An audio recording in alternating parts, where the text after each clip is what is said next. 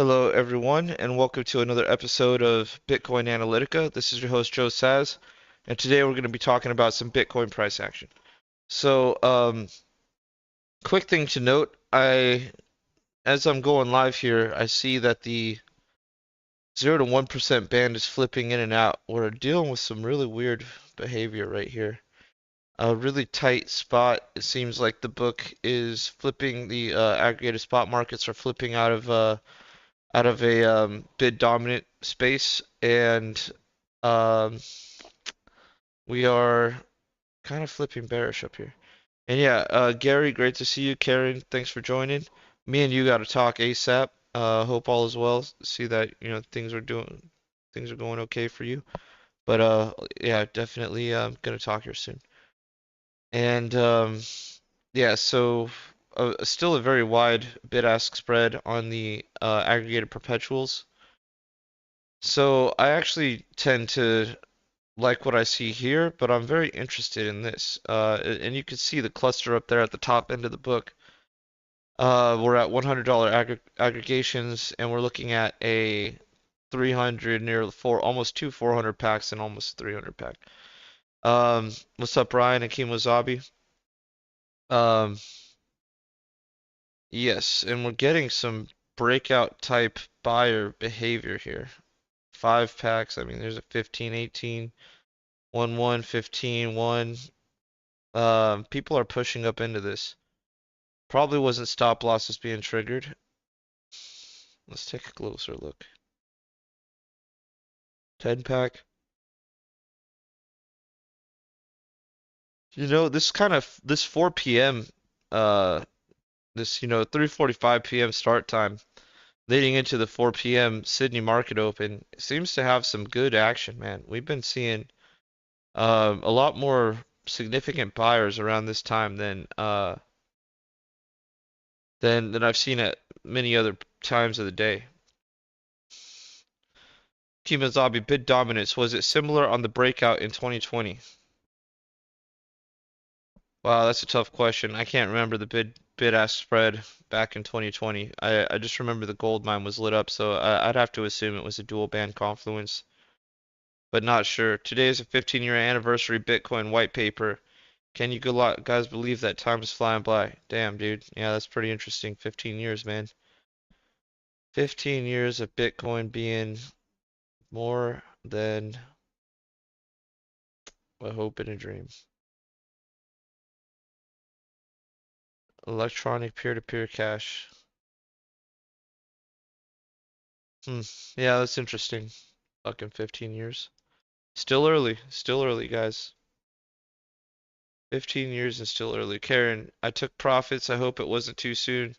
No liquidity in the markets. What are your thoughts? Well, there's liquidity kind of stacked on the sell side. Buyers are definitely interested in this.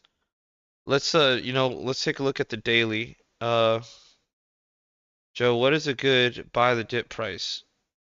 That's a good question too, Jackknife. This is kind of looking bullish right now. We are dealing with the golden crosses, and so even if this is only bullish to a new high, that's still really good for us. Yo, Huddle Brand Racing. Yo, what's up? Thanks for the compliment, brother. Hope all is well with you, and I'm just chilling. So, gonna be a good night tonight, just kind of doing my show here and hanging out with you guys a bit before I head out into the world and, you know, try to put all that pineapple I ate to use. Um, let's see here.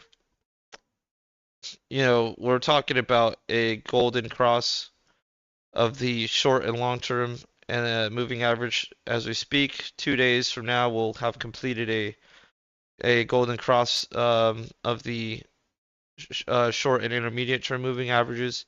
So we're talking about a lot of action right here, and just from a technical point, it is bullish. Also, we did have the algo Fabian posted in the Discord channel under the free signals tab. He has a in the traders chat, I should say, Bitcoin long signal on the 4-hour chart. Fabian says, considering we are going into holidays, I am only opening a small position with considerably small leverage. So Fabian has a long signal flashing right now. So that's interesting for sure. We have technical reasons here, we have technical reasons there.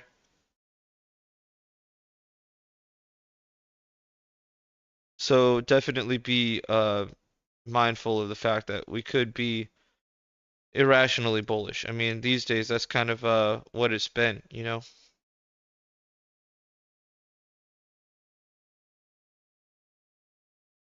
All right. Yep.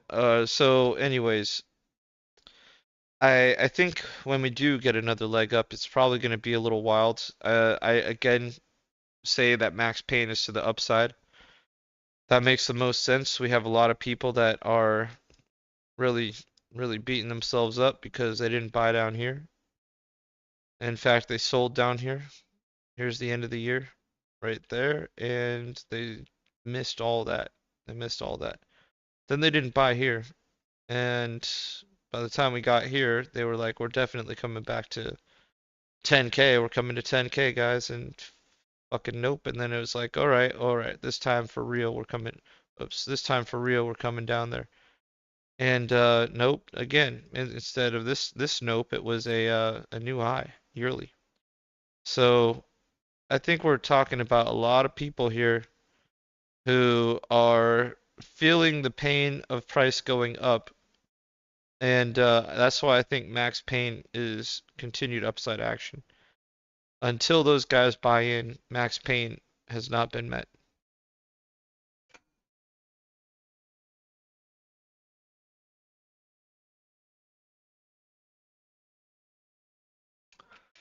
And so Jackknife says, "What's a good price to buy the dip?" Excuse me.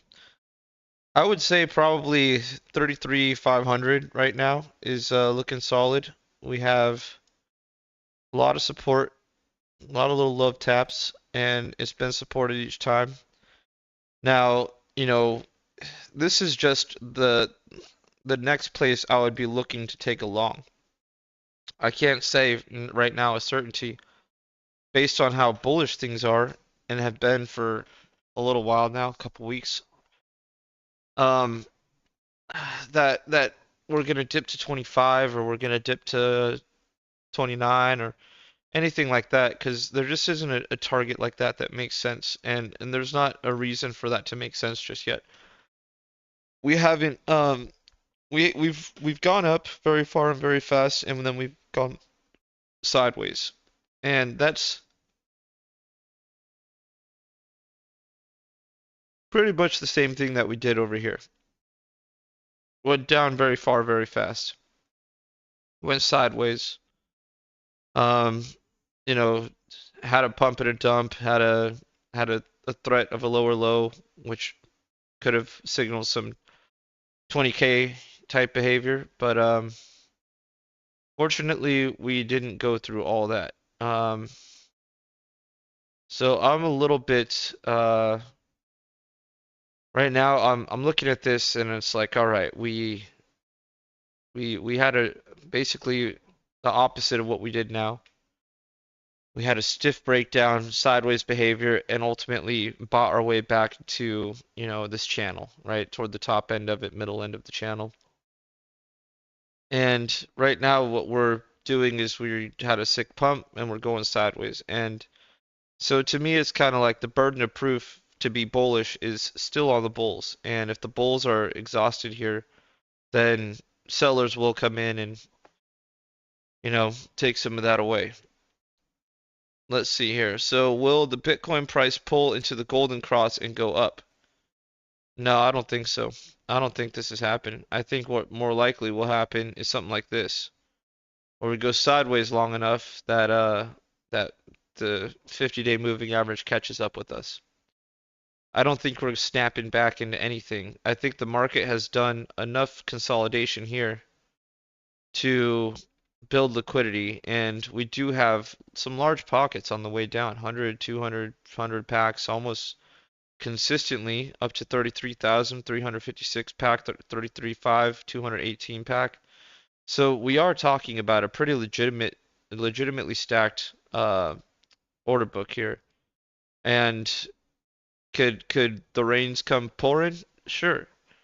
But there's enough liquidity there to catch a lot of that. Let's see here, Chemo. Zabi, I was moderating on another YouTube channel and semi-arguing with this dude that was waiting for the bottom, calling anyone who wants to buy before 10K stupid. Wow. Yeah, that's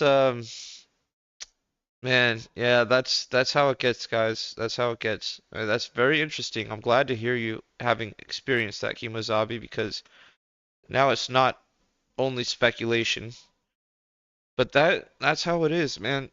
A lot of people they look at a chart and they get mad. There's almost zero parts of TA that need to include emotion. Um, if you want to feel emotion, it's to feel what people like him are feeling. You know what I'm saying? It's uh it's kind of wild to me that well, it's not that wild because look, we all start somewhere. And that's just noob talk. That's noob mentality, that's noob talk, noob behavior. So I understand it. I've been there. I was raging when Tether was manipulating the market and price was going up illegitimately. I've definitely bought some bottoms and or sold some bottoms and bought some tops, I've made mistakes. I've been doing this since 2017. I fucked up. 2018 was real tough, but that's where I ended up learning most of my shit. So, unfortunately for a lot of these people out there, they're gonna be making some mistakes in order to get better a couple years from now. Um, let's see here. Gary Garrettson.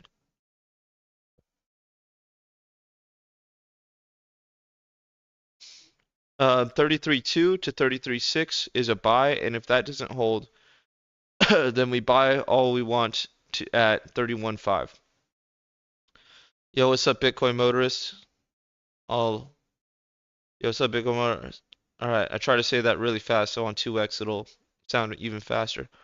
All right, 33.2 to 33.6, and then mass support at 31.5. Um, I'm just curious to see if we have any horizontals at 31.5. Oh wait, let me check it daily.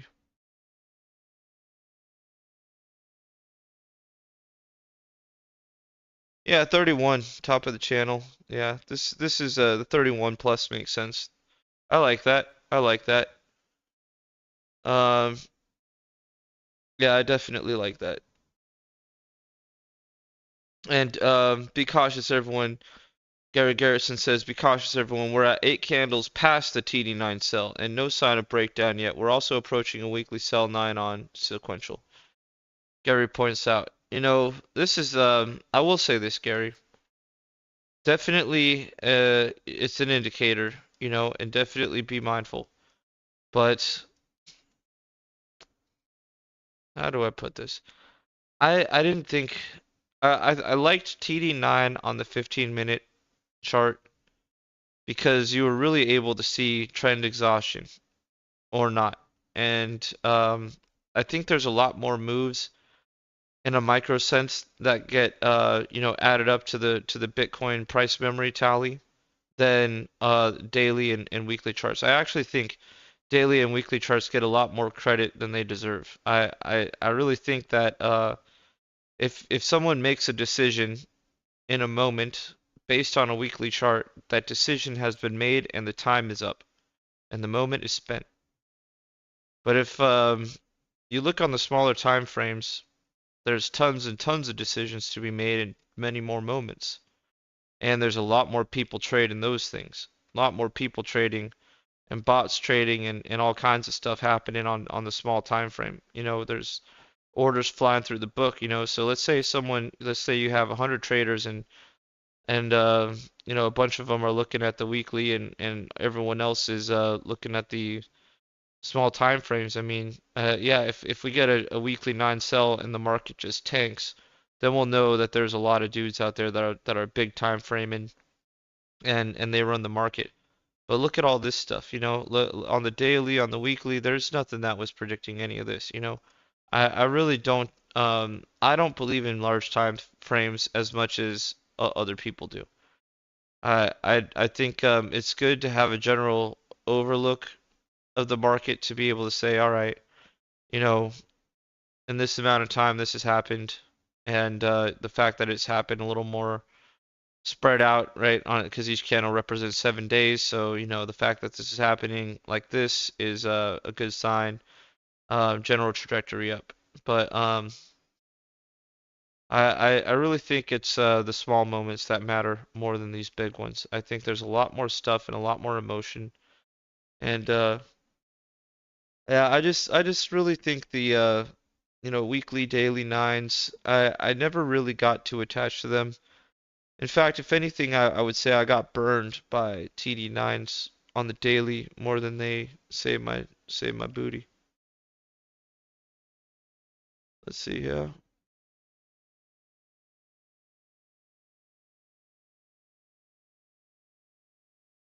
Or hold on.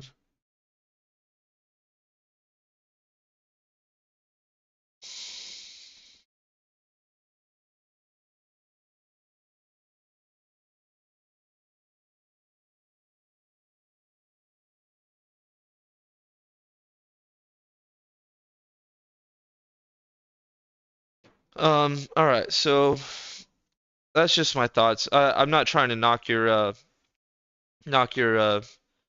thing there. I just wanted to share my experience on TD9. Tom TD9, just so you know, Gary, I'm sorry, Jackknife asked what's TD9. TD9 is Tom DeMark.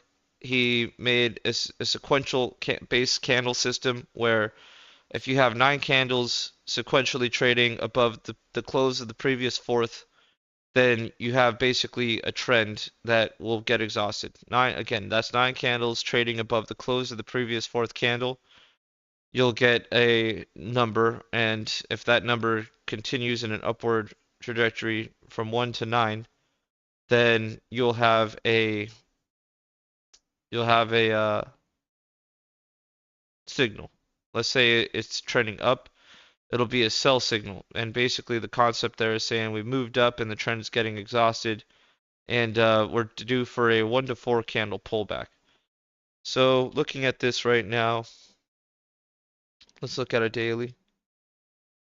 So traded above the previous 1, 2, 3, 4. This is probably maybe this is a start. 1, 2, 3. 1, 2, 3, 4.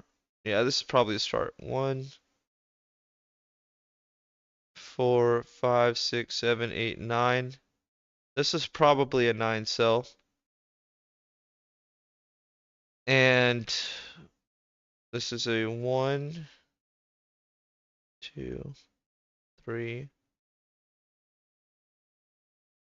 This should be a new count, if I'm not mistaken. This should be a new count. Wait, wait, wait, wait. No, it's above that. 4, 5. Yeah, are we on a new count? I'm curious. It looks like we could be. Have reset. But yeah, that's basically the concept. We're above this candle, we're above this candle, we're above this candle, and so forth. Okay. Um, got it. So that's the TD9s. Oh, it is your favorite one of your favorite indicators for the weekly and daily. So I think I asked this a little while ago. I'm curious to know how it's been playing out. Let's see here.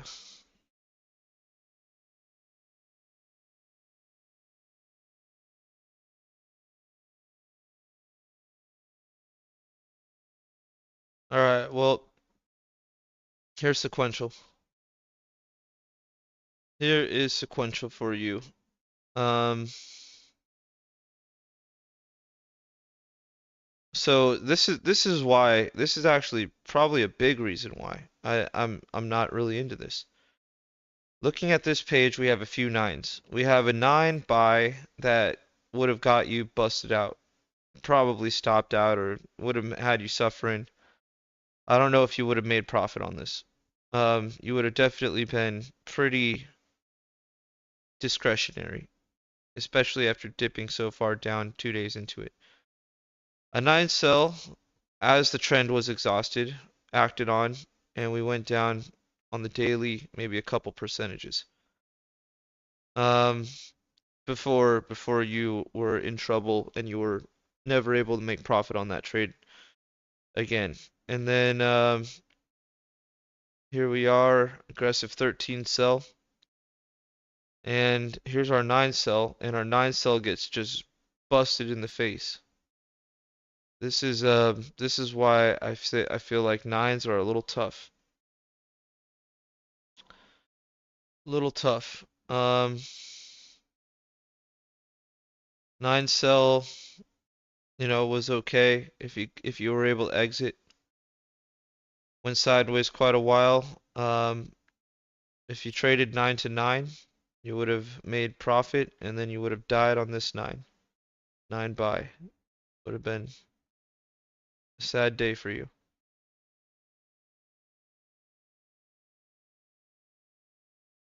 9 sell would have been tough. Would have been tough. So I can't really I don't see as much value in this anymore. Uh, I used to use it a lot more on a small time frame, and I used to see a lot of value in small time frames.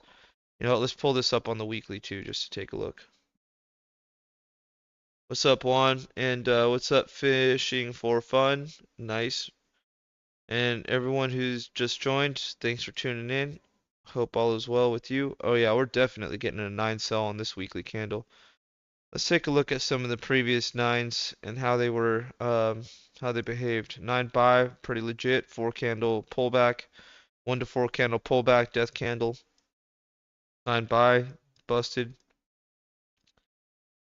9 buy, busted.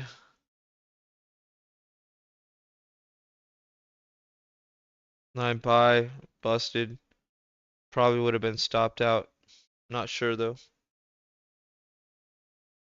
So this is why I don't really trust TD9 on the larger time scales. I would probably trust it more likely on a 15-minute chart than I would a weekly. 9 sell, pretty close to the deal here. This is a beautiful 9 sell. 9 buy, busted. Um, and I would also be using the order book. This is how I was doing it back in the day. 9 sell was acted on pretty hard. 9 buy, busted. Yeah, this is tough, man. This is tough. 9 sell, busted. Busted. Yeah, I don't know, man. I just feel like there's times where the chart's a bit more technical. There's times where it's not. It's tough, guys. Anyways, so what Gary says, what Kimozabi says, TD9 is actually not a sell. It's a potential pause or take profit area. For it to confirm a sell, you would need a red 2 to trade below a red 1. Well, that's pretty good there. That's probably helps. Kimazabi, yes, sir. If you look to previous bull markets and ignore the TD plenty, and yes, it can be a 1 to 4 candle correction, as Tone would say it. We haven't reset the count yet, which worries me, but in extremely bullish environments, it ignores the counts. Yeah, so I guess, I just spent fucking 10 minutes talking about my doubts or my thoughts on it, and here you guys are doing a better job than me explaining there's some specific rules. So I appreciate that. We haven't reset the count just yet, which worries me, but extremely bullish. Okay, Kimazabi, Garrison, heck yeah, when BTC wants to go, throw all preconceived notions out the door. And that's probably one of the most important facts listed here, is when Bitcoin's doing its thing, when emotion takes over a market, there's technicals are just out the window. Fundamentals, I mean, look, this is a fundamentally driven market right now, right? Imagine once emotion takes over. This is nothing. This is really nothing compared to what an emotional Bitcoin does. Um, so yeah, 100%. Biggest candle is a 9, never activated a new count. We're 8 candles past a 9. Boom, caught up. Federal Reserve is supposed to make a fiscal policy decision tomorrow, should bring back the volatility. Interesting. What are your thoughts on Telor TRB token? Thanks. Fishing for fun. Um, I have zero thoughts. I don't know anything about it, and I actually spoke about this a little bit the other day. I don't really go too far down the rabbit hole of spot I'm sorry of shitcoin markets because the order books are so illiquid, and all it takes is one dude to have a bad day. Oh, a whale with a fat stack of coin. His you know, girlfriend tells him she's gonna fucking divorce him if he doesn't sell his crypto for for shit to go bad.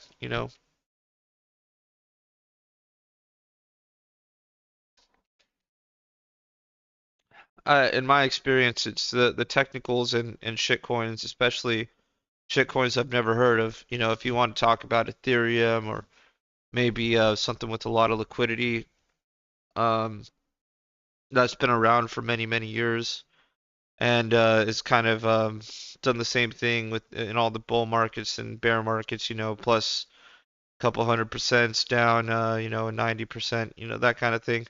Yeah, then you're probably talking you have a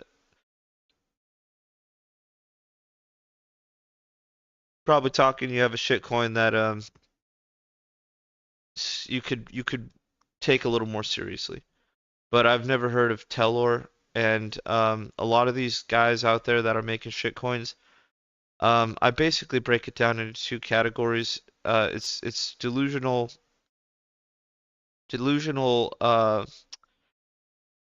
let's say innovations in blockchain technology, or just straight up scam. And I feel like at least a while back, a number of people were trying to use blockchain technology legitimately with, their delusional thoughts in mind as to how to utilize an inefficient technology to make it better, or whatever the case is, make it better for medical records or for voting or for this or that, and not just money. There was a lot of delusion, but at least it was altruistic in nature. Whereas today, I feel like there's Russians with copy paste blockchain protocols, and they set up about 200 of them, and they build communities and hope that one of those communities catches on. And the second one does, they start feeding you pipe dream nonsense. So the thing is, what's going to perform the best in a bull market? Bitcoin or a shitcoin X? Well, I'll tell you, probably shitcoin X is gonna perform better in the bull market. Um, it's Bitcoin is probably done with the 20Xs, done with the 10Xs, So if are we allowed to look at shitcoins with an interest in buying them for to gain a greater percentage increase and invest that back into Bitcoin, right? Absolutely. But I would say you're better off going at for the more common ones that have survived multiple bull and bear cycles. Probably the ADAs, the Ethereums. Ethereum probably has 5x's to 10x's in its future. ADA probably has 10x's. There's still a handful of coins out there that are at least well known that are going to do well. Whereas you buy one of these coins that's valued at zero right now, and it's backed by some fucking Russian hacker nobodies that are doing this to a million people. This could end badly, and you know, I don't want things to end badly for you. So I'm sharing my full scoop of ice cream there. I hope it helps. So um. I don't, again, just to reiterate the point, I don't discourage anyone from from buying and planting some shitcoin seeds. All right. In a bear market, shitcoins crash 95, 97, 99% and survive. And you buy at that 99% and you hold for a year, year and a half, 2 years, whatever the case is. And then the market goes wild. Bitcoin goes up to new all-time highs. Shitcoins go up 10,000x, some of them. And you bail on the trade. You don't sit there and start thinking that your Teller shitcoin is going to stay at the moon and it's going to replace Bitcoin and it's going to go to, $60,000 per token. And you have 100 million of these tokens and you're going to be richer than Bill Gates and Elon Musk combined. That's not how it works. Bitcoin goes up, you buy your shitcoins in the bear market, Bitcoin bottoms, everything bottoms. Shitcoins bottom harder. You buy your shitcoins and you just put a little bit in there, enough that, hey, if it goes to zero, I'll live. Because that's certainly possible. Not possible for Bitcoin. It's definitely possible for some of these shitcoins to go straight to zero. They get delisted from an exchange. They get fucking 51% attacked. I don't know. Some shit happens and they lose a significant value. Even in the from the bottom, they lose a significant value. So you just buy them, plant seeds, and you wait until Bitcoin is in a bull market. Then you open the chart again. You buy some Shiba Inu. Fucking just wait forever. And then next thing you know, people are talking and posting pictures about dogs and Shiba Inus and buy this token, and next thing you know, it's going up wildly, and Shiba Inu and Dogecoin are being talked about on Yahoo and Yahoo News, and everyone that bought into that is a genius, right? So that's pretty much how all the cycles play out, man. All right, so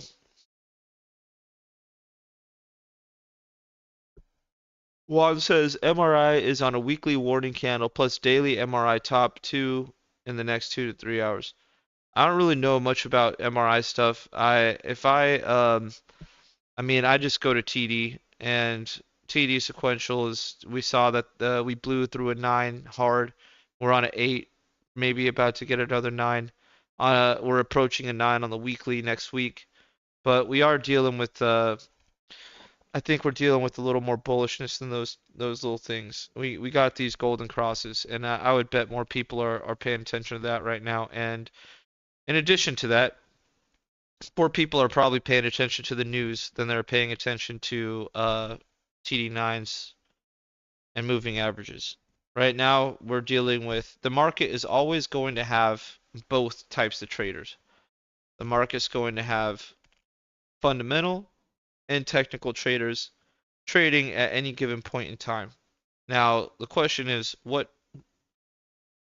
the ratio? Is it technical traders to fundamental traders 50-50? Yeah, a lot of the time that's what it is. Probably around here. But then fundamentals kick in, and this is what fundamentals look like. I don't remember what the news was for this. I don't know what the news was for this, but this is just an example. It's probably a fair split of technical and fundamental. This is probably fundamental.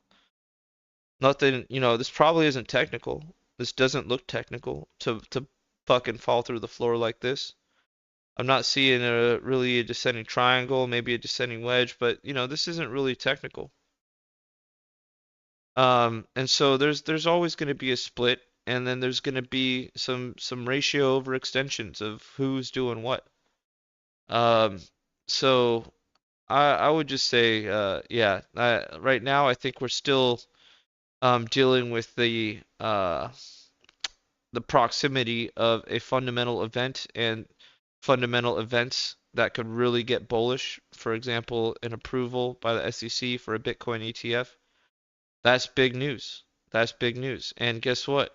There's a fucking ticker for it, right? And the ticker was removed and the ticker was put back up in BlackRock and fucking this guy and that guy and circle jerks of fucking this. It's there's still enough fundamentals going on that I could see a rip to the upside. but we're definitely looking kind of technical right now. And yeah, we'll just leave it at that. Now, um, John says, also daily, remember the daily D doesn't match between CME, finance. Yeah, sure. Let's take a look at CME. We're just hovering right there. Right below the gap we have at 35,000 to 36,000. Any other point in time, this would be considered a resistance gap. Um, this is a little bit funky to me. How this is a support gap because we came up and around, supported that, and then bam, took off. Now we're really hanging out around here. So this is actually kind of bearish to me, and also we have a lot of CME gaps down low. So CME wise, I'm kind of bearish. Fundamental wise, I'm still bullish because there's a big fundamental kicker that can cause everything to look like every technical to look like shit. Let's take a look over here. Looks like we're really trying to push this, you know, push these highs.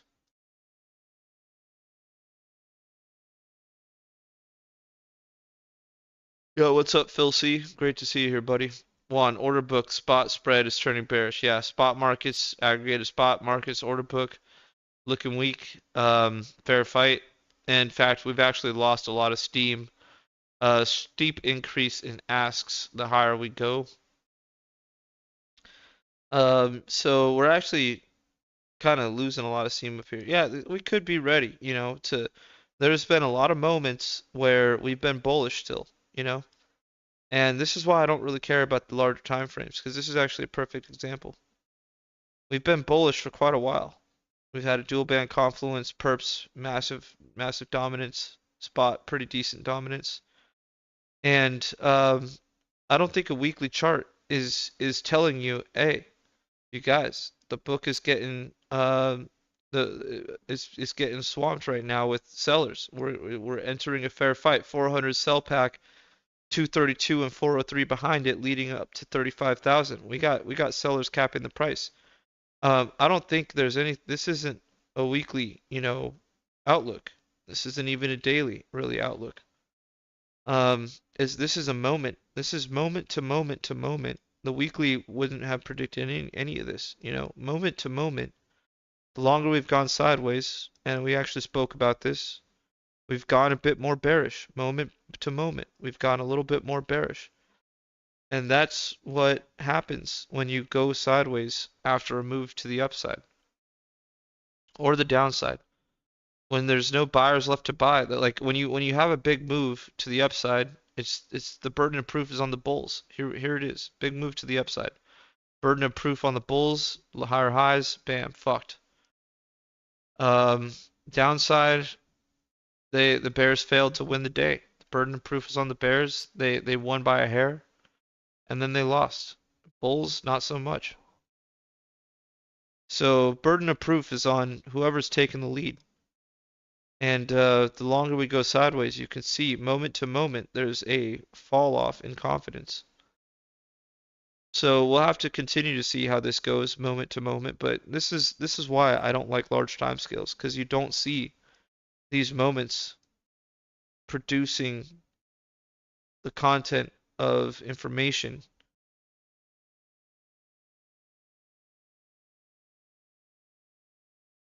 So yeah, all right. Gary, seriously keep shitcoin trading to a bare minimum and understand you are mostly just gambling because of low liquidity and whale ability to use you as exit liquidity very quickly. Yes, that is 100% true. I don't even encourage shitcoin trading. If I was to encourage anything on that front, I would say shitcoin seed planting. Plant your seeds for wait for Bitcoin to bottom, buy your shit coins, and then just fucking smoke your cigars for 2 years. Don't even touch that shit. Wait for Bitcoin to all-time high before you think about it. Kimozabi, no comment. Check out my video. How shit is this shitcoin? I really need to do that again. That shit was so fucking fun. I'm gonna do some short stuff again though. Joe, do you know the user OTOH from Bitcoin Talk? He's selling 250 unredeemed uh Cassius, whatever Bitcoins at heritage auctions, do you think those are a safe investment? Jackknife, that's a good question. I do know Cassius coins, I'm sorry. And I what do I think about those? I think they're interesting, and if you have a lot of money, go right the fuck ahead. Um, I would probably only buy it for the coin because it looks cool. I would immediately move the fucking Bitcoin off of that shit. Um, I mean, I'm not gonna walk around with the gold coin in my pocket that's also worth one Bitcoin. Uh, it's up to you. I think it, look, if you're buying it from a reputable source and all that, yeah, I'm sure it's safe, you know. Is there risk? Yeah, you know, like Ballet Wallet and all this other shit. Yeah, there's definitely risk, and there's a reason why I never engaged in that risk because I don't trust fucking cheesy fucking people. I don't trust those fucks out there that are trying to tell you that there's a better way to do things. The real people that you should trust out there are the ones that are saying never fucking trust anyone. You got Bobby Lee out there saying, "Well, trust me, that's a factory process and it's legit." Well, you know what I say to that? I say, "Fuck your fat fucking little cheeky smile." Bullshit. That's fucking trash. That's a lie. There's nothing that's worth trusting your Bitcoin in your private keys in the hands of another individual for ever under any circumstance. If you want to do that, that's on you if you fuck up. But and Bitcoin Motors points out a redeemed Cassius coin loses most of its value. There's a trade-off. That this is the thing. I don't give a fuck about the coin, man. It looks cool. That is literally the extent of that coin to me. If I get one, I am putting the Bitcoin somewhere safe, and that coin can go up in a fucking frame or some shit. Put it up somewhere, make it look tight, make it visible. Nice little Bitcoin background ornament. It'll be nice. But I don't give a shit about the coin, dog. I give a shit about the corn. And I don't give a shit for anyone that encourages you to trust trust their process of how they secure your private keys. So if it's a thing that you're doing for fun and you have a lot of money and it basically costs you, let's just round up and say it costs you 40,000 bucks to do this, and you have a lot of money, you made some great trades in your life, and you want to reward yourself with something like this, I'm all for rewarding yourself. I am 100% for doing that. If you have the money and it'll make you that much happier, then go right ahead, man. Honestly, it's worth it. If it's gonna bring you that much pride and joy, then do it. But just just be mindful of the reality that it's probably if you're doing this and you want this to be your first full Bitcoin, you just won the lottery for $40,000 flat, and that's your payout, and you want to own one Bitcoin and you want to make it a Cassius coin. Well, I would probably say you're better off not doing that. What's up, Phil C? DB Ryder, call me crazy, but I do expect ADA to do well in the bull run. Look, I will call you crazy, but I also don't think that's a crazy statement. Jackknife. Okay. So, and also, I don't know this Oto person, but I would assume most people in that game, especially if they have a few of them, are probably legitimate people. I mean, you could definitely ask some OGs about this and you know, figure it out, but I uh I just, it's more of a thing if you have enough already and you're looking for something outside of your average Bitcoin collectible, yeah, get one, and smile big time. So, all right, guys, we're 45 minutes in. Uh, do we have any other thoughts or questions? We are doing well, guys. We're doing well.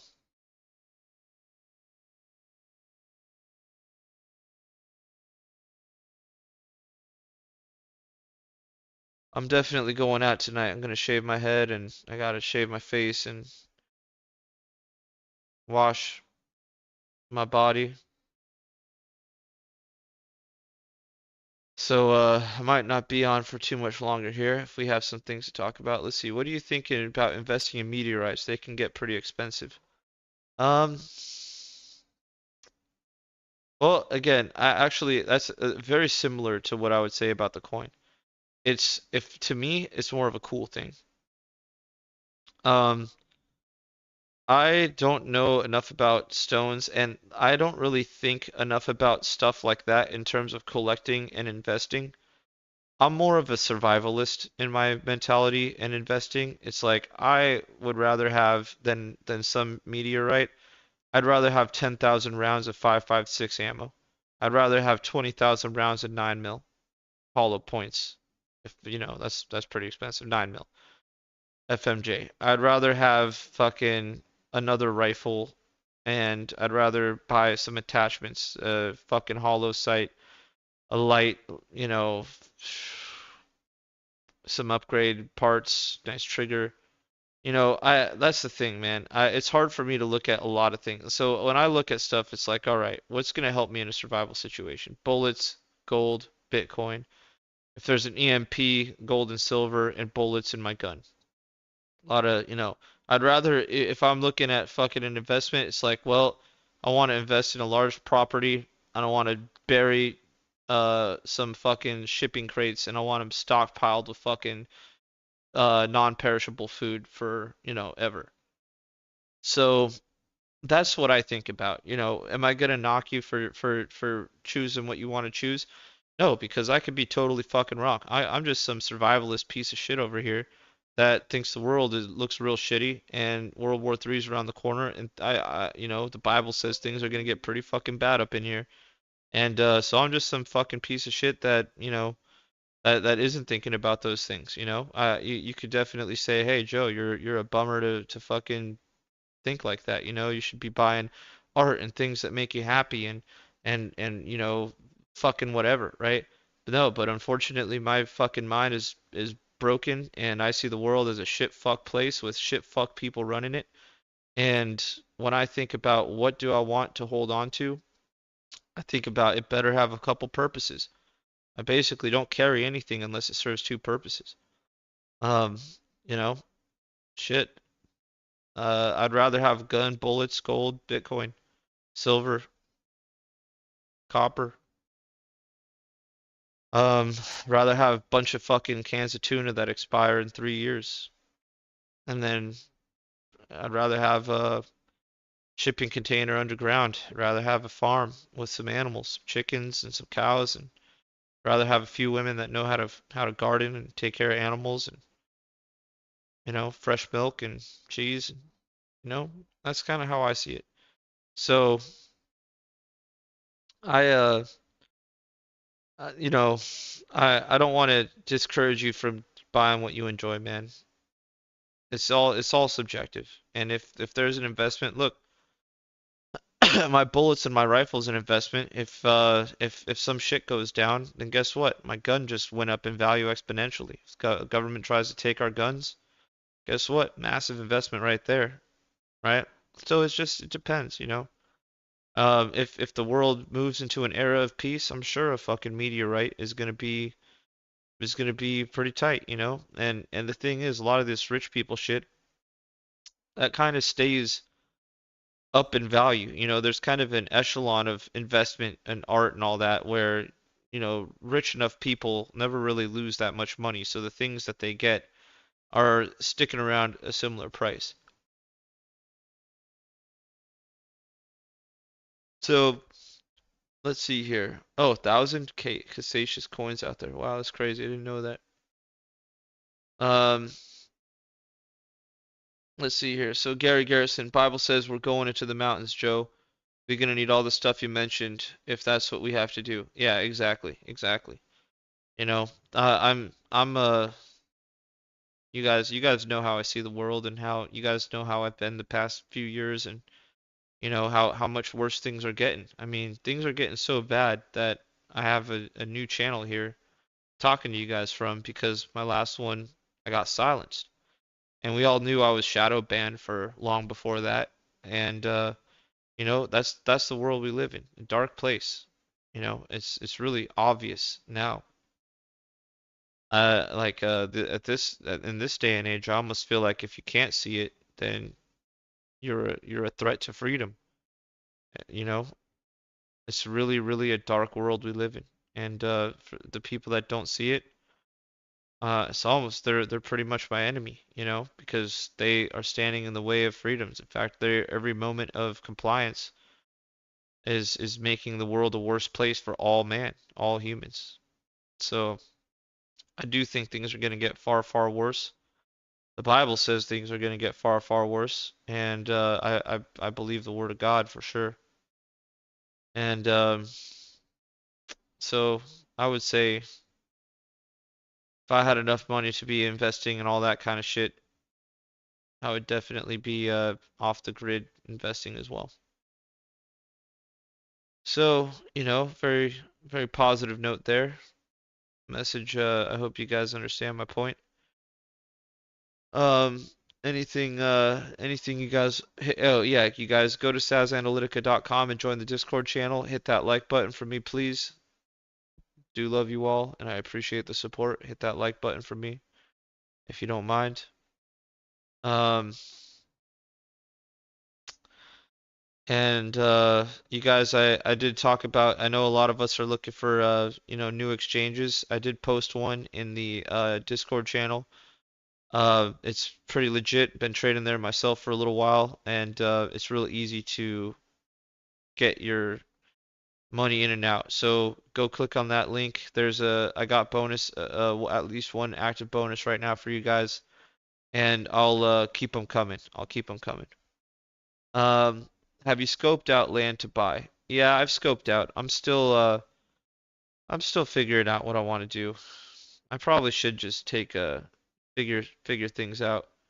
Yeah, the Discord is tight, by the way. Motorist, I'm happy to see you pretty active in there, and there's definitely a couple people in there talking about different things, and I really think that community could build up into something tight, especially since there's so many different little channels. I really think that Discord channel is going to be a good place for all of us to find what we're looking for. So yeah, thanks, Bitcoin Motorist. Um,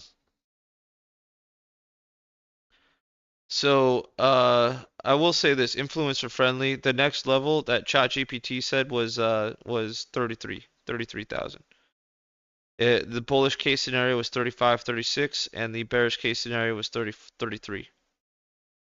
Um, and so what would I be looking for if I was buying land? I would be looking for a lot of it. I would be looking for water for sure. And I mean, it's tough to say weather-wise, because look, if you're prepared, then you're prepared. Winters get shitty and summers get shitty. What would I rather deal with, a shitty summer or a shitty winter? I don't know, man. I don't know. I personally don't like shitty summers. I would prefer a shitty winter, but a shitty winter out here is negative degrees. So, um, I think it's a little bit subjective, but certainly you would want some natural water. Probably springs would be best if you can dig deep enough and have a well or something, because I can only assume all water is being poisoned. You got a train that catches on fire filled with toxic chemicals, and it fucking kills all the fish and dogs in the area. So yeah, it's just it's kind of up to you, but water is one of the most important things that you can get access to. The rule of survival is kind of like this. You can die within minutes without proper shelter. You can die within 3 days without water, and then you can die within 30 days without food. So the order of importance, as I was taught, was shelter, water, fire, food. And fire was kind of something that you can take off that list, but fire was one hell of a comfort. If you can get that in less than 30 days, put that on the list. So, shelter, water, fire, food. And in any survival, in any situation like that, looking at property or this, that, whatever, just make sure.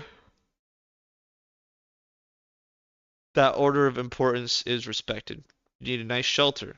And guess what? If I'm gonna live in some cold motherfucking place like this that has freakishly cold winters, well, in addition to having a house above ground, I'm gonna have a lot of levels below ground, and I'm gonna have a lot of access to things below ground and a lot of different places to be able to move around.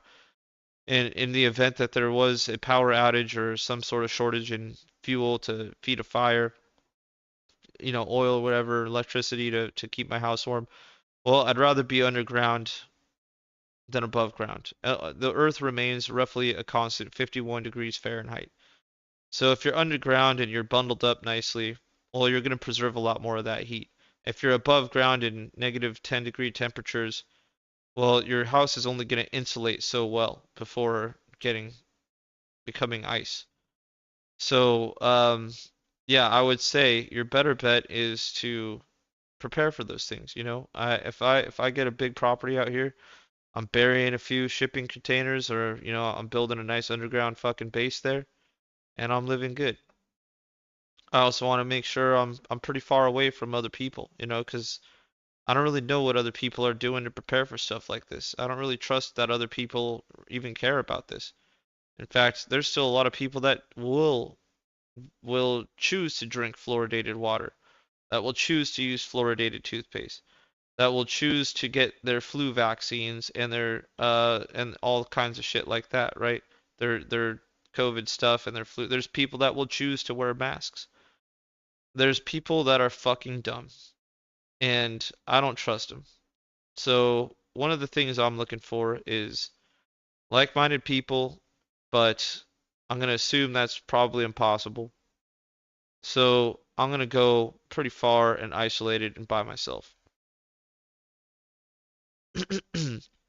DB Rider, depending upon state area, make sure that you have the water rights to that water on the land. It can get complicated. Thanks for pointing that out, DB Rider. 100% agree with you. And I would say this, in a survival situation, I'm not sure how important paperwork is, but anyways, in emergency, will there be enough wildlife and fish to feed a survivalist? Um, to feed many, like, yeah, that's also a good question. That's why canning your food is so good. How much can a deer feed? One person, how long? A very, very long time. Um, I think one cow could probably feed someone for a very long time too. Let's say if there's 300 pounds of ground beef on a cow and you eat a pound every day, then one cow can feed you for 300 days, I don't know the exact numbers here. Um, you know what? Looks like ChatGPT is up for this one. ChatGPT is up. Okay. How uh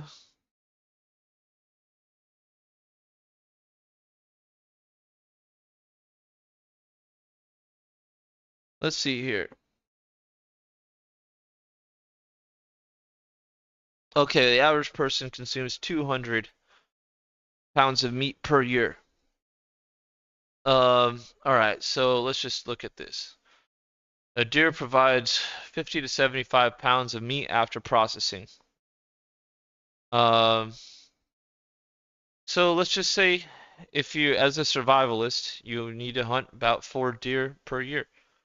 Probably need to learn how to smoke some of that meat, can some of that stuff, I don't know about canning deer parts, but definitely smoking meat.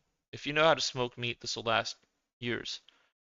So you always need to build up a little baseline there, and that's why I say the first thing I would do is bring in a ton of canned tuna, a bunch of bags of rice, um, probably some rice and lentils, and just things that'll work. If you have some meat and you're eating a pound a day, well, it'll make that pound go a lot further.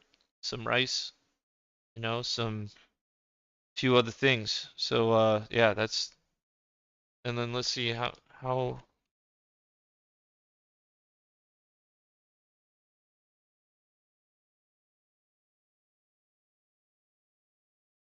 400, 600 pounds. So one cow can feed you for up to 2 years, 3 years actually. So a very rough estimate though, but we get the point. We get the point, right? Um, so you definitely need to play it right, but I would say yeah, there is enough. There is enough. Love a second channel on prepping. You know, I probably could help a lot with that stuff, but there's definitely people out there. I don't know. It's kind of tough. I don't really doing all this YouTube stuff is I'm having enough trouble with one channel, you know. But there are good guys out there, and I could probably do some shorts here and there, you know, using a ferro rod to start a fire. Um, I haven't really gone in the wilderness. Yeah, that's one thing I need to do, guys, is maybe here we go. Let's just see what happens. Pretty small orders, relatively speaking.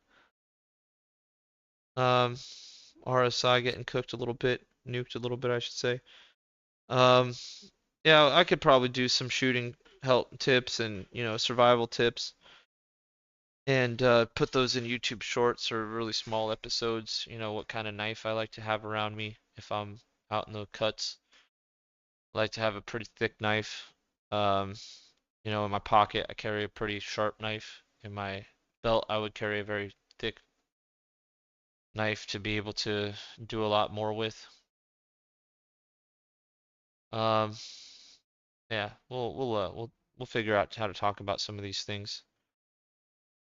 But yeah, just ask questions for now. We can always talk price, Bitcoin price. Honestly, a big part of Bitcoin is, you know, survival. It is preparing for the doomsday, you know. There's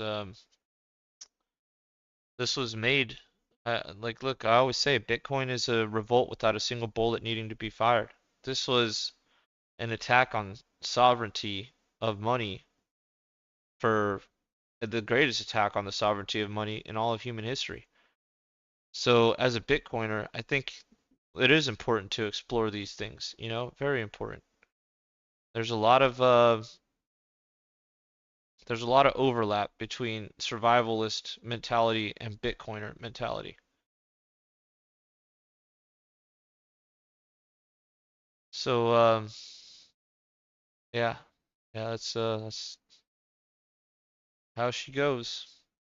DB Rider could always start a Rumble channel for the ahem relevant topics. Yeah, it's tough. It's tough. I'm basically not disagreeing here, but yeah, we'll talk. We'll have to figure that out. Yeah, Rumble is probably a better place to talk about relevant topics. You're right. I mean, I've already been here once, right? So, agree completely. Uh, looks like the bid-ask spread spot markets really widens out once we take a spill. It's looking decent. It's looking decent. I like it. So, yep, you know, this is another thing, survival-wise, stay away from big cities. It's, people, like I just said, people will die from thirst in 3 days and dehydration. Well, just imagine what day 1 and 2 will be like in a city, man. People will be drinking fucking blood. I would stay way the fuck outside of a city, man. Uh, get out of a city. Have an escape plan if you're in one. I always had an escape plan when I lived in Queens, when I was in the city. But the truth is, that escape plan was probably shit because everyone would be trying to escape. So, you know, it was weird, man. It was weird to live there. I didn't like it one bit. Dude, this bid-ask spread is widening super heavy.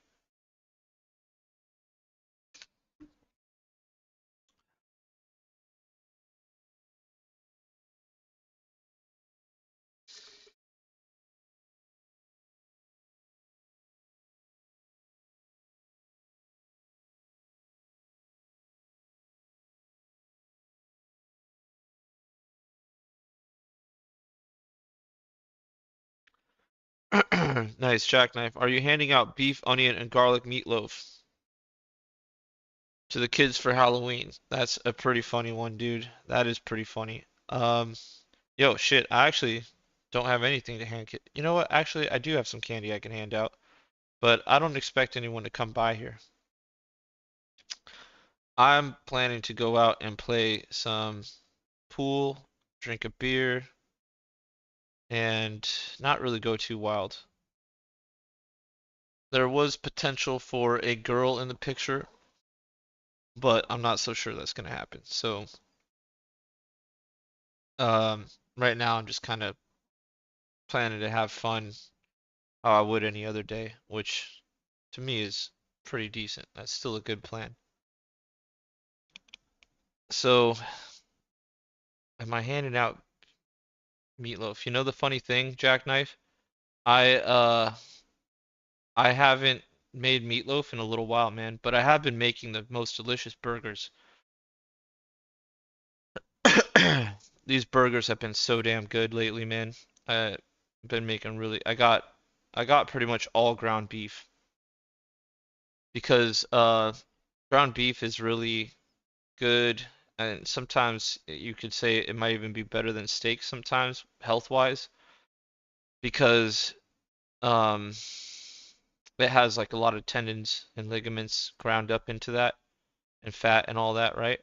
And steak, you can't really eat it like that. You know, you'd have to can't really chew through the ligaments like that. Let me look at this real quick, by the way. Oh shit, it snowed like a motherfucker outside. Holy cow. Damn, that's wild. I didn't see that coming. Well, you guys, it's snowy out here. Wow, it looks like a legit snowstorm. Holy shit. I probably should get rid of my car and get that truck. Now, yo, I made a video on how I make my burgers, Jackknife, and yo, those burgers are so fucking delicious. You just dice up a bunch of tiny onions, dice them up real good, mix that in with the beef, throw some salt on there, and then smash it out. Mix it all up and smash it out on a cutting board. You know, section it out, and then bam, you got yourself some delicious burgers, dog. Man, it's about to lightning here too. Yo, it looks like fucking the end of the world outside. Okay, nice. Karen, what are the risks of BlackRock starts buying up BT? You know what? You know what, Karen? That might be a great question for that might be a great question for our buddy over here.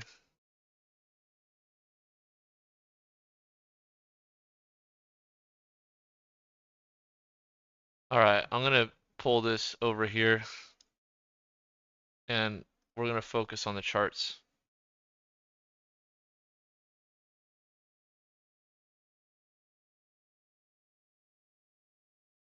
I'm gonna read this out though. It just gets funky when I'm. All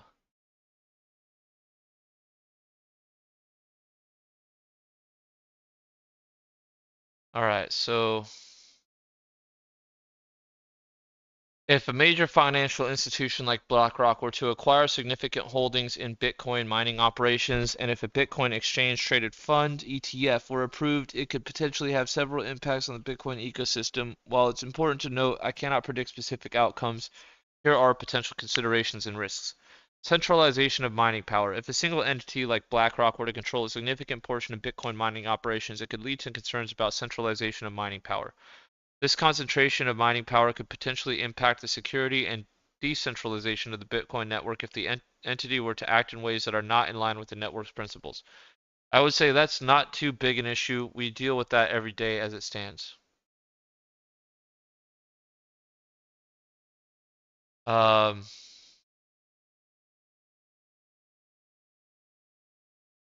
yeah.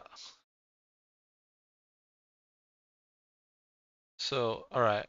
We're back here. Hold on. We already have a concentration of mining power in China.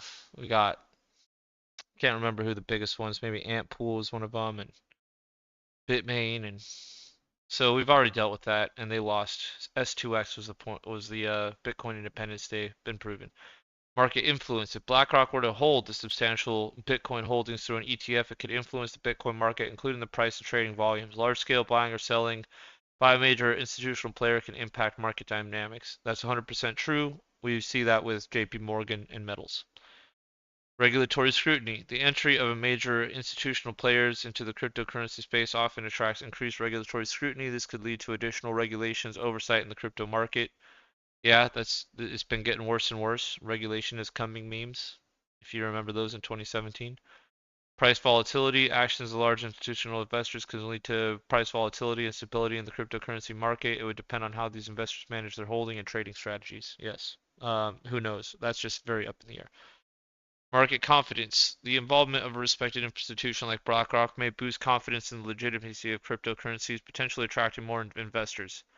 Um, that's actually more of what I think. A lot of it goes on to say, however, it could also raise concerns about the commercialization and financialization of the space. Yeah, I would say the legitimacy element would get a lot more grandmas and grandpas holding Bitcoin for their great grandkids. Gay P. Morgan, nice. And competition and innovation. Increased institutional involvement may encourage competition and innovation within the crypto industry, leading to new products and services.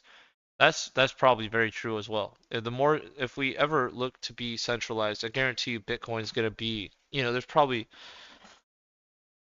gonna be some dark ages of Bitcoin. I bet you there's gonna be some dark ages, and it's not gonna have to do with price. Probably gonna have to do with implementations on of the rule set. But I it's kind of tough to say exactly how it's all going to play out, but they want to censor something or make something centralized or this or that. Well, maybe an innovation comes out, gets proposed and implemented, and Bitcoin stays secure. So there's a lot of things going on with Bitcoin. Does any bit move fast? No. But who knows if some central authority tries to come in and bust a load, then Bitcoin might it'll cause the smartest people in the world who are working on Bitcoin to circumvent those controls. So I have a lot of faith in people who are much smarter than me. So that being said, you know what, guys? Maybe it's time to wrap it up. I should shave my head and look decent for the world. Should polish my cowboy boots, stuff like that. So yeah, let's plan to wrap it up here. And yeah. All right, so much love to you all. You guys join the Discord channel, hit that like button. Yeah, it was a good stream. Thank you, Jackknife. Thank you everyone for tuning in. Thanks for the comments and questions and, hanging out with me here. Hit that like button, people, if you could for me. Hit that subscribe to Discord if you haven't already. And yeah, happy to answer any questions in there if we're not live. Just ask me on Discord. Much love, everyone. Take care. Have a happy Halloween. Peace.